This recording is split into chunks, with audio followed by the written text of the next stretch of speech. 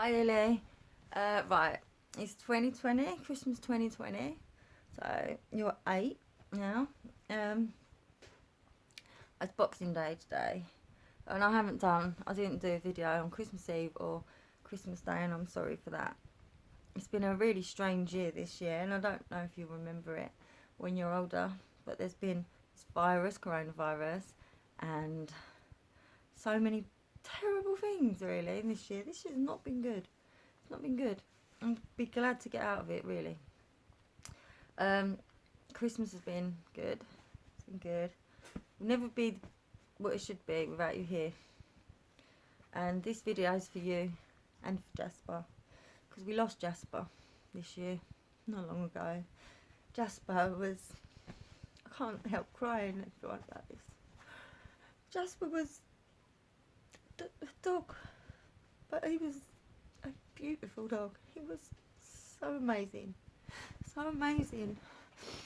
And I just want to... Oh, God. I just want to thank Jasper for all the years, 12 years of amazingness. Thank you. Thank you. Thank you, Jasper. God, you'll never be forgotten. Ever. Ever. Ever, ever.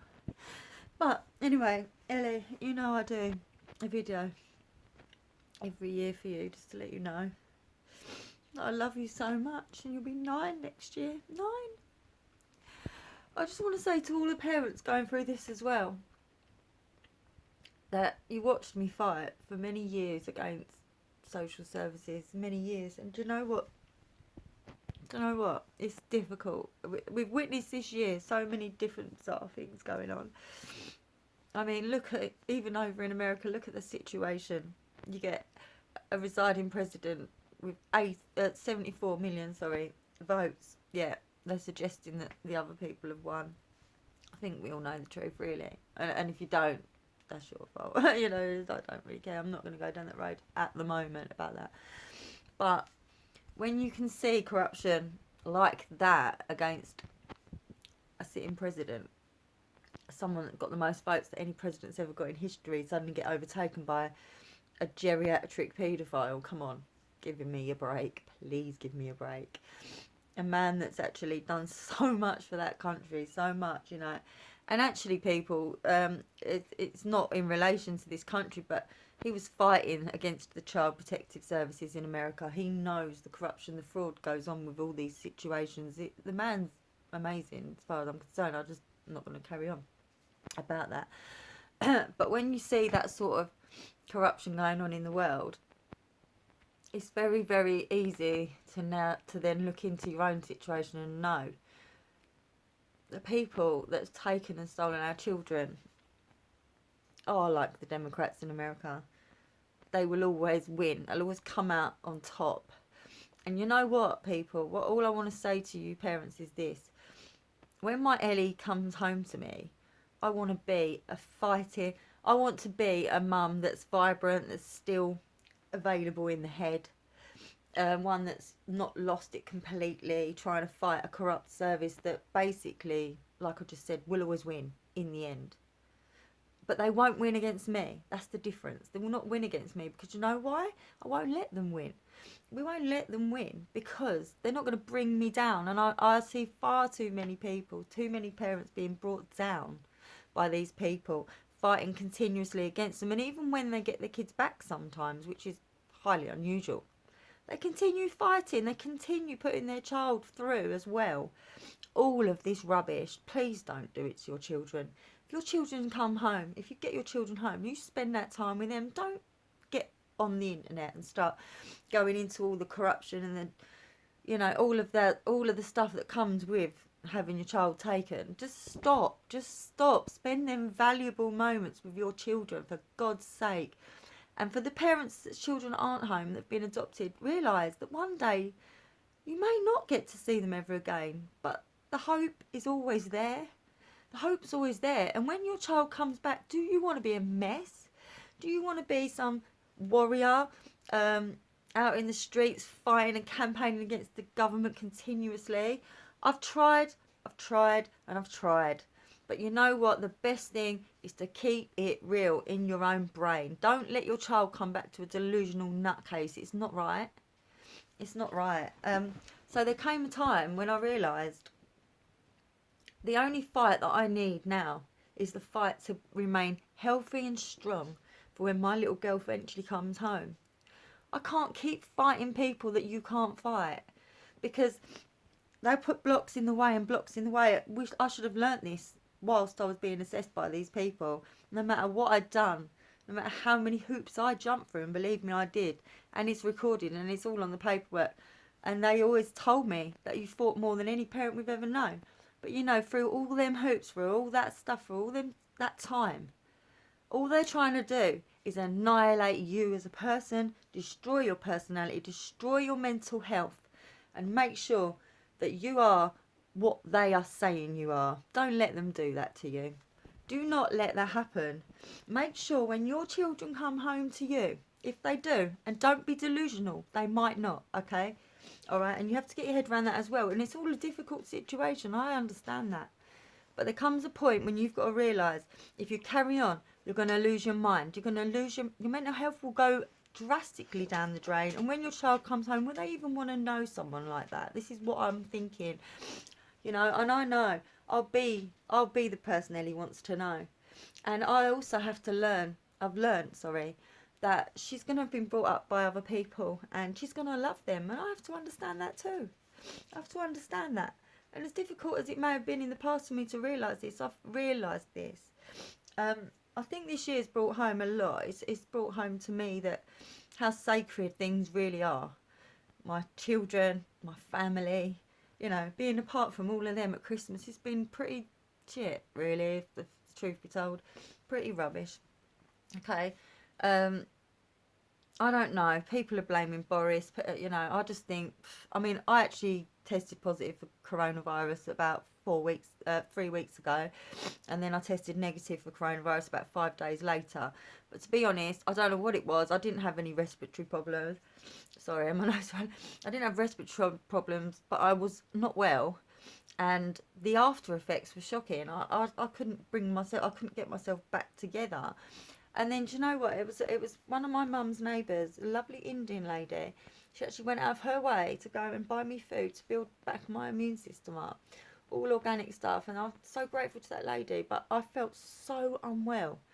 You know, and the whole time I was just thinking, I can't be unwell like this. I've got to be the embodiment of strong, the embodiment of you know, everything my daughter needs to come home to. And I know it was an illness, and I was lucky I got over it. You know, there's some people, a lot of people have died, and all the conspiracies that it's not real, etc., etc. Have your own thoughts on it, but don't keep spraying them onto other people. It's clearly obvious there is something going on that is causing bad health and death. Okay, so you've got to realise that, you know, the government are corrupt bastards. We know this. But I don't think the corruption could spread throughout country to country to country like this. China are to blame for this, and China should be held fully accountable. Absolutely fully accountable. You know, we shouldn't be allowing them to build the biggest military in the world. We shouldn't be allowing them to try to rule this world. They've tried to take us all out, people. So stop blaming the government. We should start putting our thoughts towards what's going to happen with China, because they can't carry on like this, because they'll just wipe the world out, and that's not okay either. Right, okay, so I won't go down that road either. This video is to say Happy Christmas, Ellie. It's 2020. You'll be 9 next year. And if you're anything like your mummy, which you are, I know you are. I know you are. I know. They used to call me tenacious. So, and that means you won't stop. You just keep going and going and going. And they said, Ellie, that you're tenacious too. And I know that you will know that you belong to someone else, and you do. You belong to me. And one day, we'll be okay, baby girl. We will. Until that day, Mummy's going to keep strong. Mummy's going to keep happy. I've had a lot of tears this year. Losing Jasper was devastating to her. Devastating. I can't tell you how devastating it's been. But losing you, obviously, is the ultimate devastation. But I still got that fighting hope. Sorry, people, I keep crying. It's been such a crying year. It really has. It's been a year that I've really enjoyed. The only good thing about 2020 is it's a year closer to Ellie coming home. That's all. The only good thing about it. I miss my family. I miss my friends, we all do. And I'm not trying to put myself into some, like, single category like it's just me suffering. I know it's not, and I feel the pain for everybody. I feel the pain for all the people that have been alone this Christmas. I'm sorry for you. All the parents that lost children. I'm sorry. I'll tell you something. Watching my own 2 children devastated over Jasper was heart-wrenching to know. I've always tried in my life to make sure that my children don't feel the pain, and if there's any pain, I'll take it away somehow. I couldn't do that. I'm sorry. I am. The one time I've not been able to just take the pain away and deal with it somehow. And it's heartbreaking. Stop. I've got to stop this now. Right, Ellie. Mummy loves you for everything. Mama used to say, Mama will always love you, darling, and I will always love you. It's a year closer, baby. Please come and find me. But parents, please realise that you're running yourself into the ground trying to fight these corrupt people. You're running yourself into the ground. It's not working. Just get that. People power is amazing, but when there's not enough people power, it doesn't work. America is a country where people power, protest and stuff actually make a difference. The UK doesn't seem to have that anymore. Doesn't seem to matter about people power. In fact, what they try and do is suppress people power so much, make you look lunatics, make you look crazy, conspiracy theorists, nutters. But in the end of it all, parents, that is what you become. You become what they tell you are. And that's not what you need to be. Please, take a stand for your own children. Keep your own mental health intact. Keep yourself intact. Keep yourself healthy. And be that parent that your child wants to come home to when they know that you're their real parent, when they know they've been adopted, when they know they've been in long-term foster care. Be the person that they need to find. Don't be the person that social services tell you you are and make you become, because it's not good and it's not healthy. Your children will want to find parents that are peaceful of mind, love them, that can control themselves, that can help them get through what they've been through. Because for them, they've been taken away from everything that they knew at that point, and that is shocking. That's awful. Can you imagine that? Can you imagine that? And the scum of the earth do that. Of course they do. And I'm not saying to people, don't fight for your child at the time when you're in court and stuff. Always fight. Always fight. But afterwards, just realise you can't do it. It's impossible. It's impossible. They lock parents up. They tell you you're mad. They send you to the psychiatrist, this, that, the other. I've maintained myself. They sent me to psychiatrists. All my reports come back. Mental health fine, intact, nothing wrong. They didn't like it. They kept sending me back. But I've maintained my position. I will always be the strong-minded mum that Ellie will come home to. Please don't let your children down. Please don't go down the road of where they want to lead you. It's not good. Okay, anyway. So, Jasper, thank you for the years of wonderfulness. You were amazing. And you'll always be there. I know that. And Ellie, I hope you had a good Christmas, and I hope all of this hasn't affected your life too much. I really do. I know you had a good Christmas. I know that these people look after you. I know they do. I know. I haven't got the worry that these people are paedophiles or anything like that. I don't think like that. You can't think like that. I think my daughter is with people that genuinely love her and they genuinely wanted her. They just didn't really understand what was happening. When they did understand, that's when I turned a bit funny. I thought, these people know I'm fighting for my daughter, but you know, by then I think they'd got themselves too far in it as well. I don't think social services told them the truth about anything. I don't believe that. I don't believe any human being would be as cruel as to continue trying to get a little girl who they know's mum was not a child abuser, never accused of child abuse in any way, shape or form.